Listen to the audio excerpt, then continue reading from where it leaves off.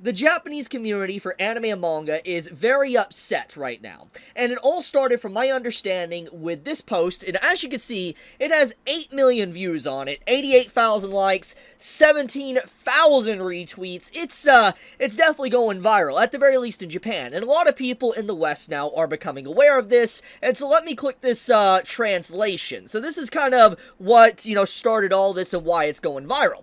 So posts from those middle-aged ladies freaking out over Dr. Stone or One Piece keep showing up in my timeline.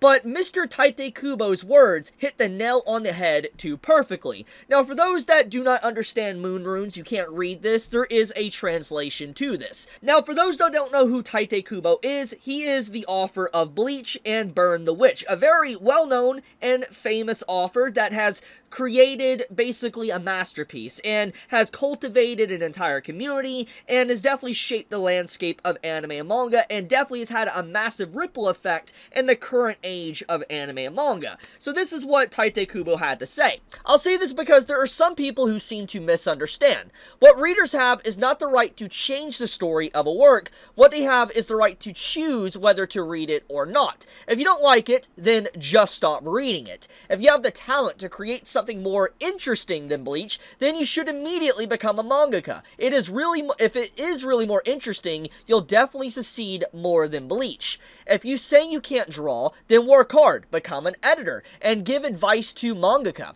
If you truly have talent, you'll be welcomed anywhere. But you have no talent, no effort, and yet you complain about those who do their best. If you're the kind of person who just gets in the way of people who are working hard, then just go hide somewhere. Keep your eyes shut, open your mouth, and live off the rain and dirt. What a savage statement from Tite Kubo. An absolutely insane rebuttal to criticism and hatred, not just towards him, but for those that try to censor authors, try to stop authors from doing what they want with their work. It is a crazy freaking statement. Now, some of you that are Bleach fans and have kept up with Bleach for a very long time and know what Tite Kubo has stated over the years, you might instantly recognize this comment, because it actually is not something relatively recent. It's a pretty old statement from Tite Kubo about 10 plus years ago, or maybe 15 years ago. It's definitely more than 10 years ago, as you can see by the post here, but it's an old statement back in, like, I think the early 2010s, maybe 2010. He made a comment because people were constantly bickering about Orihime, Rukia, Ichigo, relationships, and how certain characters should be killed off. Like, there was a big, like, drama early on in Bleach days when the manga was still ongoing, that a lot of people felt that Orihime should be killed off, and there was a lot of Rukia fans. They wanted Orihime completely gone because they didn't like the fact that she was being set up with Ichigo. And then there was a lot of other things with, like, Byakuya and all that, and it just, Tite Kubo was constantly dealing with a lot of people critiquing his manga or just sending him just straight up hatred or sending him death threats early on, which is what caused him to really just disconnect from online social media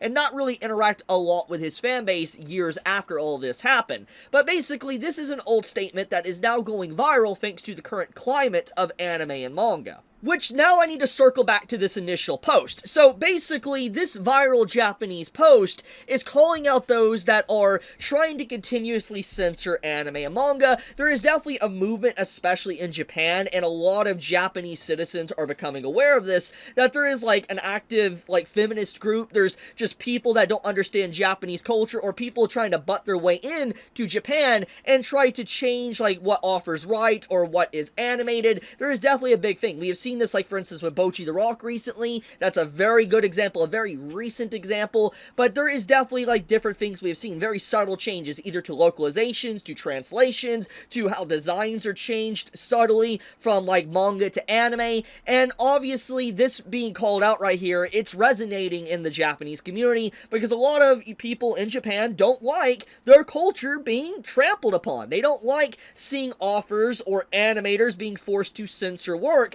because it's like, why do that? Don't cater to people that are not actually fans of anime and manga. They don't like that whatsoever. And so I'm glad to see such massive pushback and disdain for people trying to censor stuff like this. And I just wanted to talk about this because I felt this was very important. The fact that Tite Kubo's statement from like 10 to 15 years ago is still so relevant and resonating with a lot of people and being brought up to this day really just goes to show his overall impact as an author, and kind of one of the reasons why I think he's become even more relevant in the last few years than how he was maybe back in the early 2010s. Now, don't get me wrong, I'm not saying he wasn't relevant.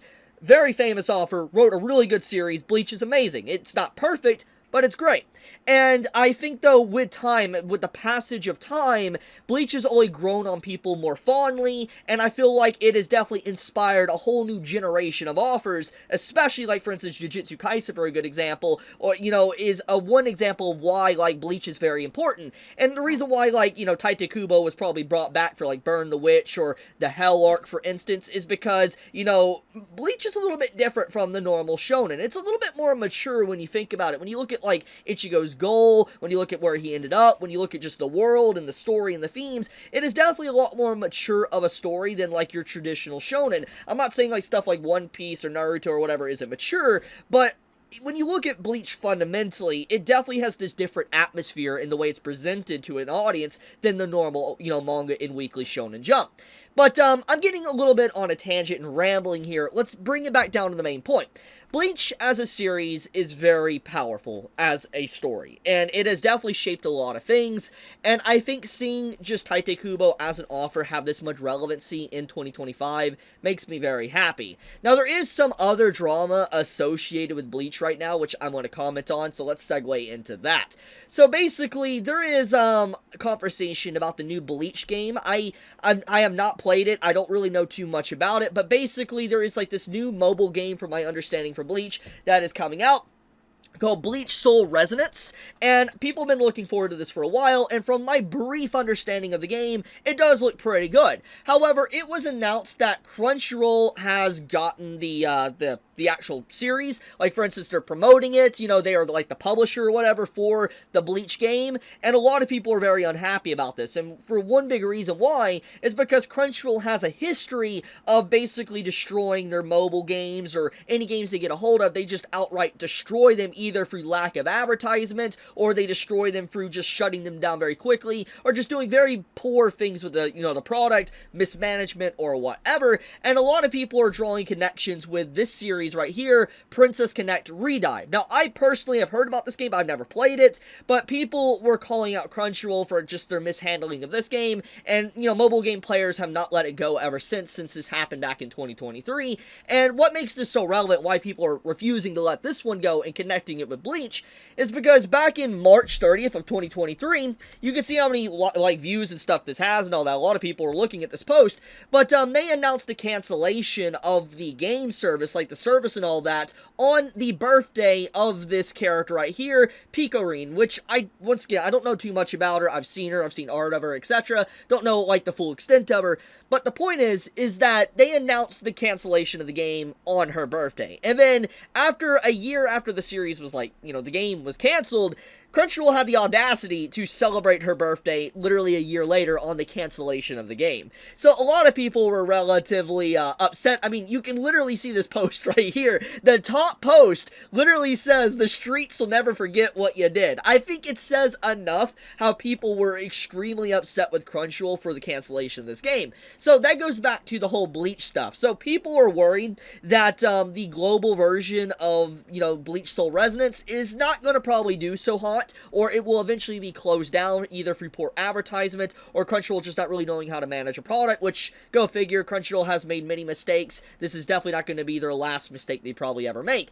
But another thing is that Crunchyroll doesn't own the Bleach anime license. Like, FYI, it's, like, on Disney, so it is strange they got a hold of this game and all that, and they don't even have the anime license. And then if anyone remembers, you know, how Bleach was handled a long time ago with, like, its licensing and stuff, it was just it was a mess. It was an absolute dumpster fire of how Bleach was handled as an anime, and then how it was given to Disney and all that, and Disney Gel. There's so many issues with how Bleach was handled as a product, and honestly, it's a product of complete mishandling from so many different companies. Like, when you look at the grand scheme of things of Bleach's history, it has had everything actively try to kill it and work against it over the years. To how the anime was handled and put on hiatus for literally over a decade, to the situation with the manga and how it was rushed at the end, and it was very clear that there was some form of conflict with Shona Jump and Tite Kubo,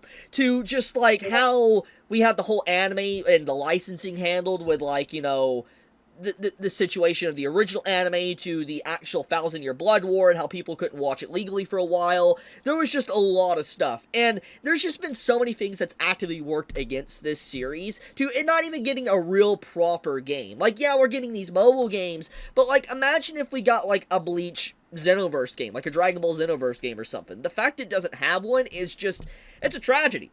Like, it would do so well for a really good fighting game, action game, whatever, but we have never gotten something like that. Like, imagine getting, like, a Bleach game like Dragon Ball Kakarot. Like, that would be insane! Following the entire story of, like, Kurosaki Ichigo, seeing from the very beginning to the very end of, like, the Thousand Year Blood War. Oh my goodness, there's so much content. They could do, even add in, like, the movies and stuff. They could add filler arcs. There's just so much potential there. But the fact it hasn't been done is also crazy. Once again, there's just been so many things that's worked against Bleach over the years, and it's survived. It's still here, and its cultural relevancy has only grown stronger over the years, which shows if a series is good enough, it will survive, regardless of how many things try to actually kill it.